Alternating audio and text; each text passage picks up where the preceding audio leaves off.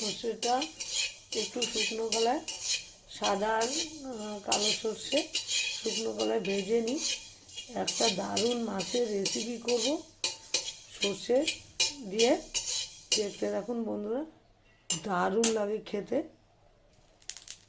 সর্ষেটা গুঁড়ো করে নিয়ে এসে দেখাবো। মাছের জন্য একটা মশলা করে নিচ্ছি।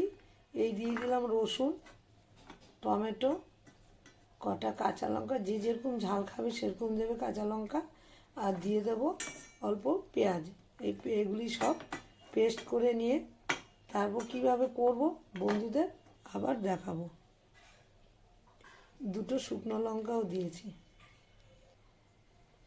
পরিমাণ মতন হলুদ আর নুন দিয়ে আর মশলাটা দেখালাম, সেই মশলাটা কড়াইয়ের মধ্যে দিয়ে দিচ্ছি। শুকনো খোলায় দিলাম, কিন্তু আমি কিন্তু তেল কিছুই দিলাম না, দিয়ে দিলাম। তারপর দিয়ে দেব, আমি কাতলা মাছে করেছি, আপনারা রুই মাছেও করতে পারেন।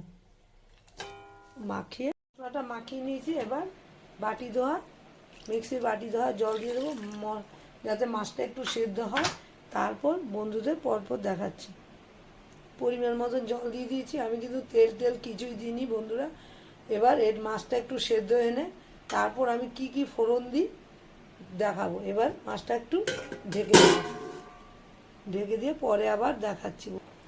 মাছে যে জলটা দিয়েছি জলটা আমার পুরোই শুকিয়ে গেছে। এই যে এবার দিয়ে দেবো এই যে সর্ষেটা যে টেলে নিয়েছিলাম, এই সর্ষেটা উপর দিয়ে দেবো, খুব বেশি দেবো না।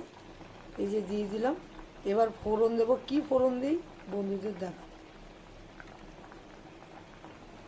ছোট্ট একটা ফাইবারের মধ্যে সর্ষের তেল দিয়ে দিয়েছি, কালো জিরে দিয়ে দিলাম, দিয়ে দেবো হলো এই যে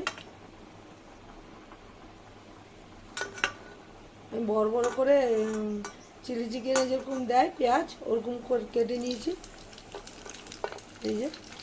আর দিয়ে দেবো টমেটো, কাঁচা লঙ্কা, একটু ভেজে নিয়ে ফোড়ন দিচ্ছি। ফোড়নটা আমার রেডি হয়ে গেছে, এই যে মাছের মধ্যে দিয়ে দিচ্ছি। পরে ফিরে এসে আবার দুর্দান্ত হয়েছে, কিন্তু আমি একটু চেখেও দেখেছি। এবার বাটির মধ্যে সার্ভ করে বন্ধুদের দেখাবো। দারুণ হয়েছে, যেমন দেখতে হয়েছে এমন খেতেও কিন্তু দারুণ হয়েছে। বন্ধুরা একবার করে ফেলতে পারেন, দারুণ হয়েছে বন্ধুরা। একবার কিন্তু এরকম করে শুকনো খোলা সর্ষে বেটে, আর বেশি সামান্য উপকরণ লাগে, এই দিয়ে কিন্তু চটজলদি এই রান্নাটা করে ফেলা যায়। কাতলা মাছ দিয়েও করা যায়, রুই মাছ দিয়ে, আমি কাতলা মাছ দিয়ে করেছি, দারুণ হয়েছে। আমি চেখে দেখেছি।